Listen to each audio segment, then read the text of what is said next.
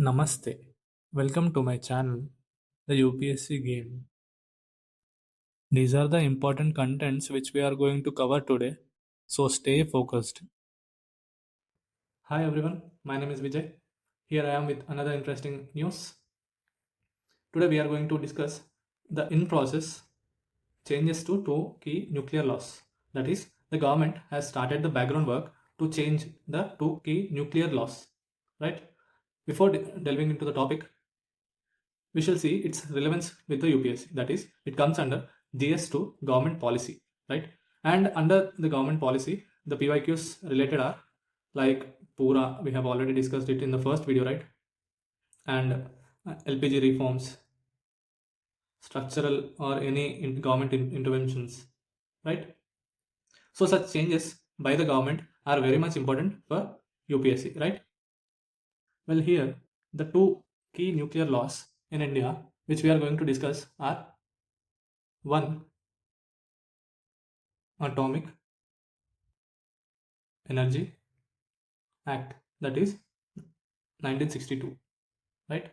And the second one is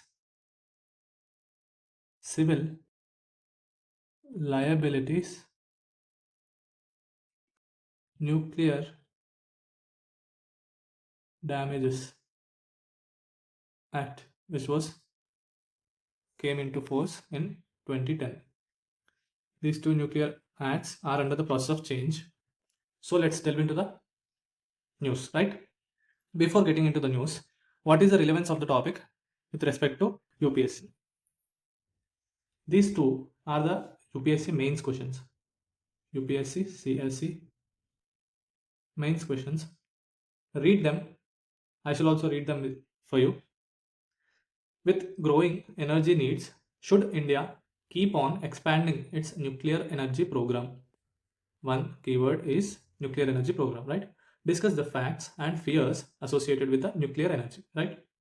Then the second question is give an account of the growth and development of nuclear science and technology in India. What is the advantage of fast breeder reactors? This is the second key term, right? Fast breeder reactors program in India. Here, for the first part of the question, you can write the data, the history, or the background of nuclear technology development in India, right? With the second one, you have to be specific. That is, you have to write the advantages of fast breeder reactor, right? This is the second stage, right? Second stage of nuclear program of India, right? Here, you can start with the energy data, right? And then in the body, you can elaborate on the positives and negatives of expanding the nuclear energy program, right? Then in the second part of the body, discuss the facts and the fears associated with the nuclear energy, right? Such a way, you can easily attempt these two questions in the mains. Let's do the news part today. First, easing of provisions in India's nuclear liability law called Civil Liability for Nuclear Damage Act 2010 CLNDA. This act is sought to create a mechanism for compensating victims from damages caused by the nuclear accidents and allocating liability and specifying procedures for compensation. When you read this statement, I remember the 1984 Bhopal gas tragedy, right? This is a similar one, right? So after this, what has happened? That is 1986 Environment Protection Act has been enacted. Similarly, since the India and US want to collaborate in the nuclear energy, we have created this act, right? And it is mostly for protection of ourselves for the damages caused by the third parties or our companies, right? Cited as impediment by the foreign equipment vendors such as US based Westinghouse Electric. This is a company, and French nuclear company Framatome, on the grounds that this legislation channelized operators' liability to suppliers. That means operators, we here are NPCL, right? The Nuclear Power Corporation of India generally operates the nuclear power plants in India, right? These are the operators. But according to this law, what we are doing is that we can channelize the liability from NPCIL to these companies, right? I think you have understood this, right? And for doing such channelization, we are using some term. You have to remember this term for sure. That is right of recourse as a reason of further worries. It is a reason for the worries to the companies, right? Not for us. Then the foreign vendors cited this specific provision of the operator's right of recourse as reason of worries. We have discussed about it, right? Around 11 legal amendments are now being worked out in the CLNDA. That is this act, Civil Liabilities for Nuclear Damage Act to 2010. There will be 11 amendments for this act, right? Of which two are key. That means two are important. One is an amendment aimed at diluting a specific provision, that is Section 17 of CLNDA. Here diluting, you have to focus on this. Why we use diluting is that we are liberalizing the act, right? Provisions of the act. So as that the foreign companies can easily do the business here or invest here, right? The second major amendment in the works is aimed at enabling private companies to enter nuclear power plant operations in India. This is something very important because nuclear power or nuclear energy is one of the critical sector of India, right? So privatizing it is a very contentious point, though it has advantages. That is, we can have much more sophisticated technologies from the West, right? Then, atomic energy has been one of the India's most closed sector. This is obvious, right? Because it is a critical sector. The set of legal amendments are being seen as a reform push that could help leverage the commercial potential of Indo-US civil nuclear deal. This is what I was talking, right? Because of this is the outcome, right? Similar to this, right? And you have to remember these years for sure because Indo-US nuclear deal has been signed in 2008 and talks have been started in 2005. That is, after 20 years, we are making some changes. This will be our importance of this topic, right?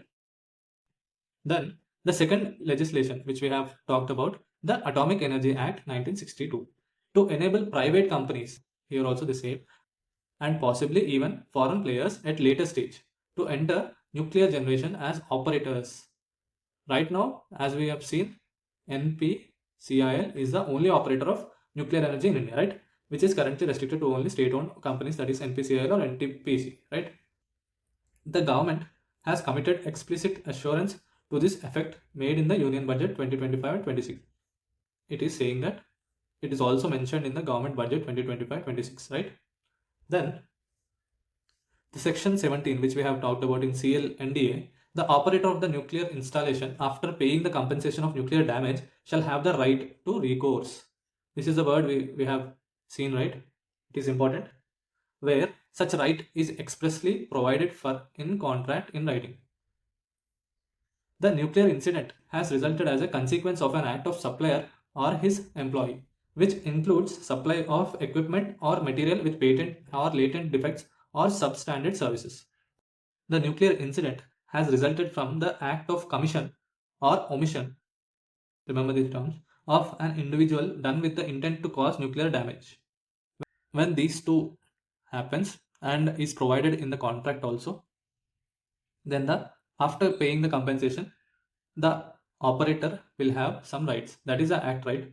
Basically, that is when after paying the compensation, the operator can have the rights to pass the liability towards the supplier, right?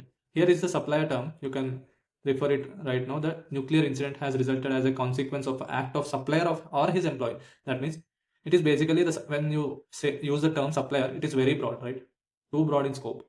So since this act has been brought, that is 2010, no foreign investment has occurred through this mode because of the fear that the liability will be passed on to the supplier, right? Then the effect.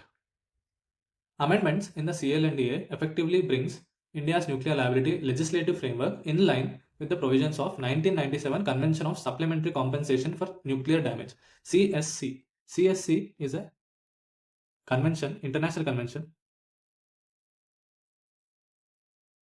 formed in 1997. This is a worldwide liability regime. You have to remember this term. But there is a provision for this, which is the party and non-party countries to either the 1963 Vienna Convention or 1960 Paris Convention could automatically become a part of CSC, right? And India not being part of Vienna or Paris, we are not part of both of these, right?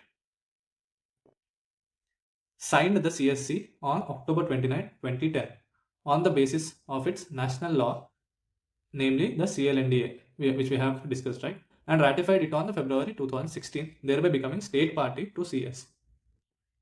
These 2 years you have to remember: signing of CSC in 2010 by enacting the law, and in 2016 we have ratified it, right? Then the other easings, that means we are generally, if we see, we are easing the provisions for foreign players to invest in India, right? So other easing, we have talked about 11 in CLNDA, right? 11 amendments. Then with the other easings, the March 26 approval from Department of Energy effectively cleared Holtec International application for specific authorization with respect to Department of Energy's restrictive regulation, that is referred to as 10 CFR 810. We don't need to remember this, right? This specific authorization now conditionally permitted Holtec to transfer unclassified small modular SMRs. This is in use since long, and it is a very important topic for UPSC. If you have no knowledge about SMRs, refer to the basics. It is very important, right? Basically, it is less than 300 megawatts, right? And easy assembly or maintenance, that is it. And to its regional subsidiary Holtec Asia, as well as Tata Consultancy Engineering and Larsen Fugro. Basically, what it is saying is that in the March, the DAE has approved Holtec international application, and it led to the SMR conditionally permitted the SMR technology into Asia, right? Or I mean India. Then till here we have discussed about the articles in the newspaper. From now we shall discuss or deep dive into the actual content related to the topic, right? Then first, the India's nuclear liability regime is governed by the Civil Liability for Nuclear Damage Act. This we have already discussed, right? It aims to provide a legal framework to compensate victims in the event of nuclear accident while assigning liability for such accidents. There are many nuclear accidents which you have to remember. One is Chernobyl, 1986, right? And Fukushima, which was in Japan. During the earthquake, there was a core meltdown, right? You have to remember such disasters, which you have to write in examples, or which you can use in many examples, right? Then the law was passed to fulfill India's, which we have already seen that the CSC after 2008, right? It adopts. Why I am using the points which are repetitive is because it gets ingrained into your mind, and when you see a point which you have already known about, it will boost your morale or interest on the topic, right? It adopts a no fault liability principle. The operator is liable regardless of fault or negligence. See, this is a very important point which we have not covered earlier, right? This point may be asked in prelims, right? The operator, currently only NPCIL, can seek recourse against the supplier under section 17B, which we have already seen here, right? The 17B is here. This is one.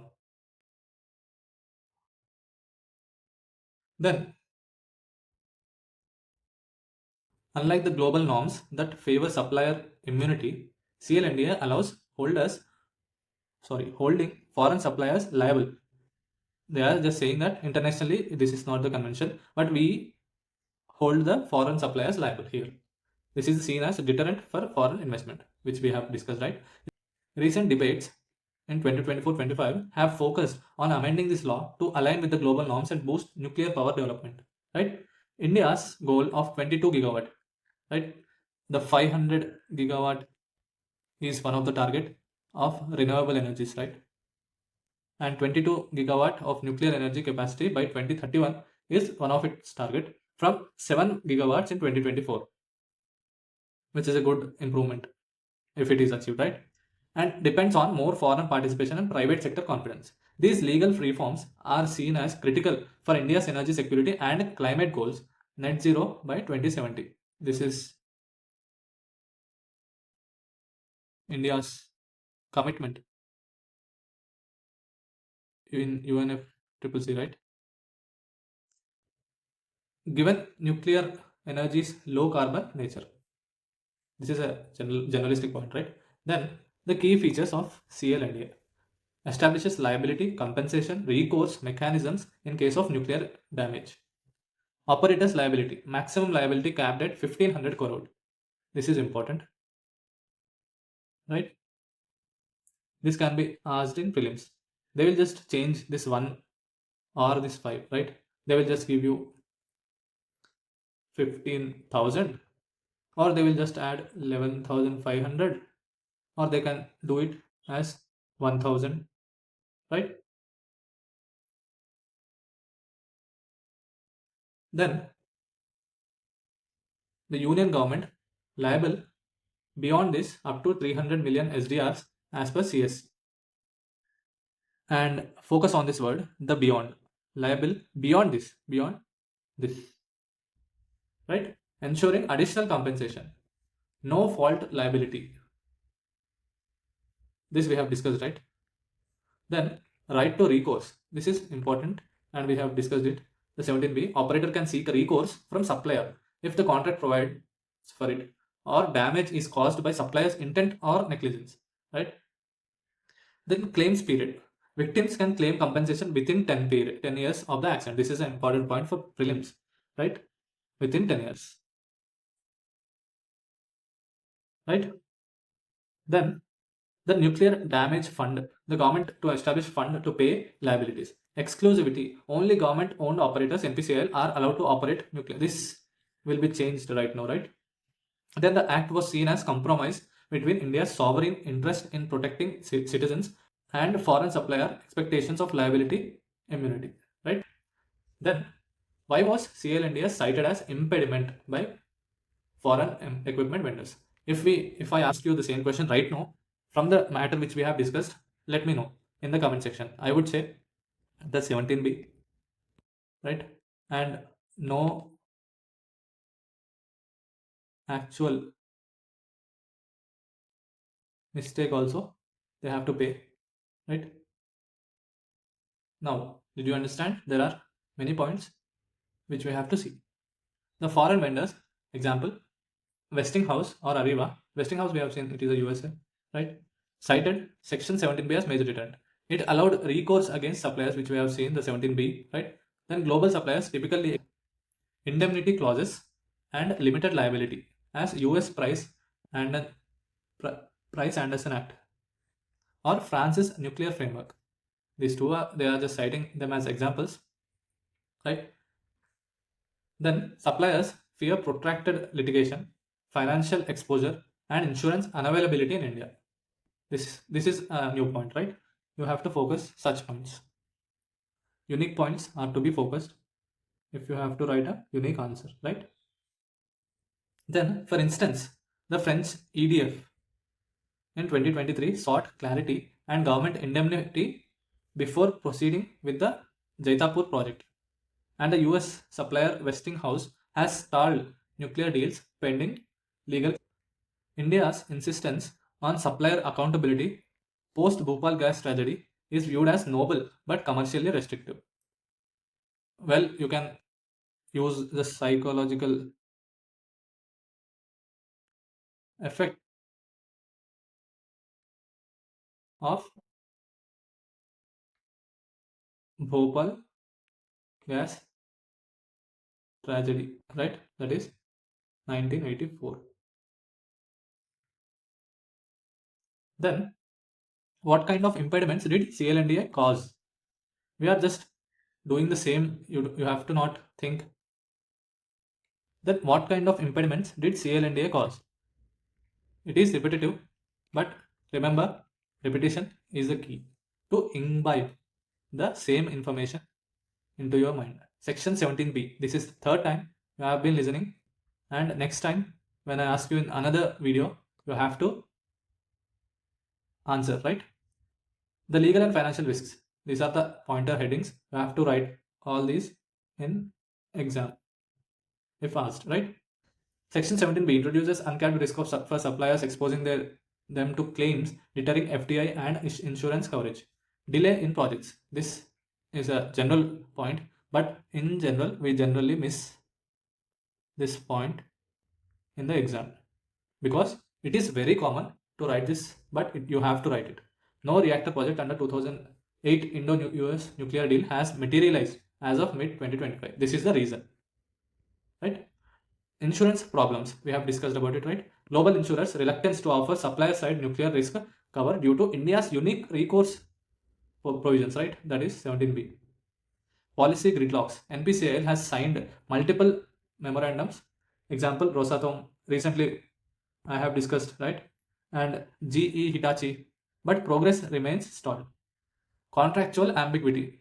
The law does not clearly define the extent of negligence, making contracts risk prone. That means we have seen that whatever the cause may be, they have to pay, right? We have seen about that. Example, the Indo-US Westinghouse deal for 6 reactors, Kovada, Andhra Pradesh, remained stuck for over a decade, largely due to liability concerns. So these are the reasons we are amending the law. Then the Atomic Energy 1962 Act, right? Enacted to govern the development, regulation, and use of atomic energy in India. Key features: West's exclusive rights over nuclear energy production with Union government. This is very much important because we are going to do some privatization, right? So they have to amend this act. Exclusive rights to Union government. Prohibits private sector participation. Prohibits C. So they have to amend. In nuclear power generation. Allows only government owned entities, NPCIL, Bhavani, to construct and operate nuclear facilities, right? Recently, Bhavani was in news, right? With respect to SMR, right? Then empowers DAE, Department of Atomic Energy, to regulate materials, processes, and technology related to atomic energy. Then what are the limitations? Outdated because it is in 1962. For today's goal of public-private partnership, yes, we are going to change the provisions, right? Lacks provisions for competitive bidding, foreign partnerships, and independent regulation. These key terms you have to use in exam. The bidding, partnerships, regulation, independent regulation, right? In 2024, the Department of Atomic Energy proposed selective amendments to this act to allow private sector involvement in the supply chains and promote FDI in the nuclear component manufacturing, right? It is clear, right, till now? Then legal barriers posed by Atomic Energy Act, that is 1962, and CLNDA to private and foreign participation. Well, for CLNDA we have discussed the 17b and the insurance and the liability for any damage, right?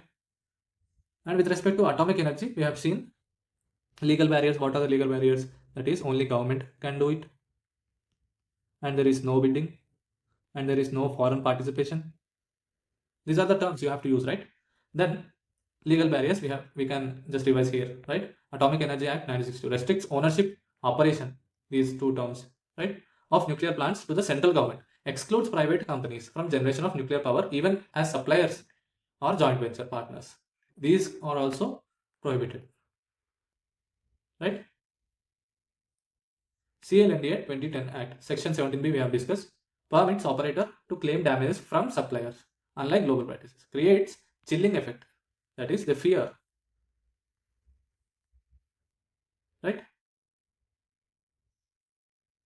on supplier participation due to legal uncertainty. Combined impact discourages foreign suppliers, insurers, and financiers, prevents Make in India goal in nuclear equipment, hinders progress on agreements with France, Russia, and the US. As of 2025, India has operational civil nuclear cooperation agreements with 14 countries. This is a fact you have to remember, 14.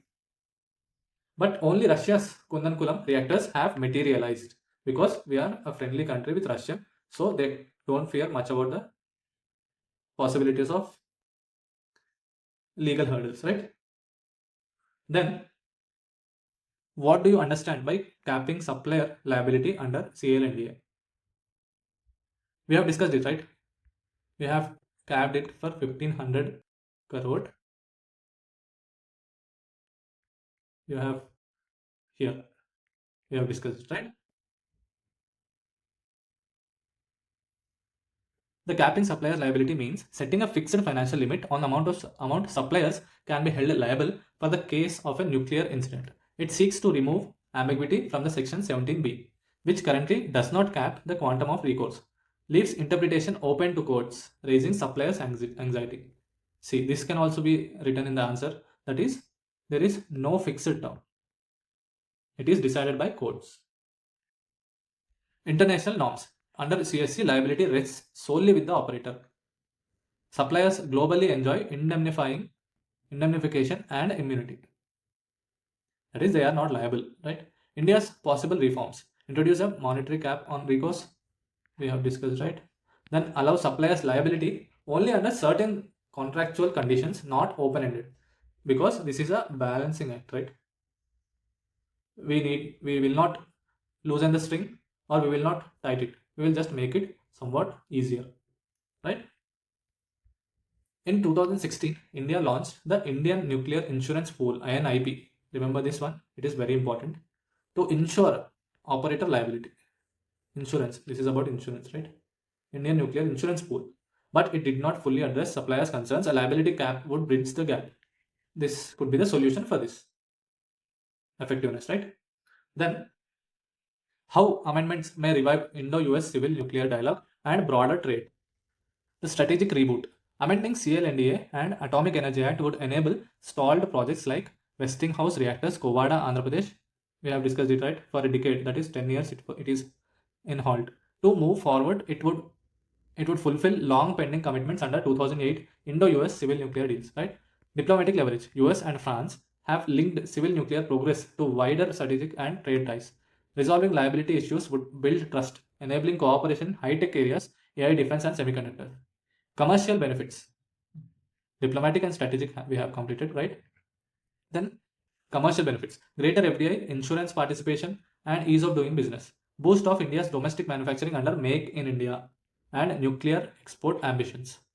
Energy security and net zero goals. This is the first point which we can write, right? This is very important. Nuclear energy is crucial for India's carbon neutrality, and there is another target, that is 22 gigawatts by 2031. The 2024 Quad Summit emphasized unlocking India's nuclear sector to counter China's energy dominance and carbon emissions strategy. This is very important point, right? In SCO, after the SCO meetings also, there were issues about China raising the EV sector participation for China in India, but India refused because it did not refuse totally. It has posed, like, gave some conditions, and China didn't want it. Ultimately, it is the IR, right? You have to be up to date with the newspapers to get a grip over IR. Then with this, we shall end today's news. Jai Hind. कृतज्ञाहम्